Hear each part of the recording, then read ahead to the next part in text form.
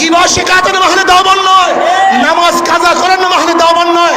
রশিদ আহমদ গঙ্গুই রহমতুল্লাহ বলেছেন 18 বছর পরে আমার তাকরুল্লাহ ছুটছে, এর নাম মাহলে দেওবন্দ। কয় বছর পরে?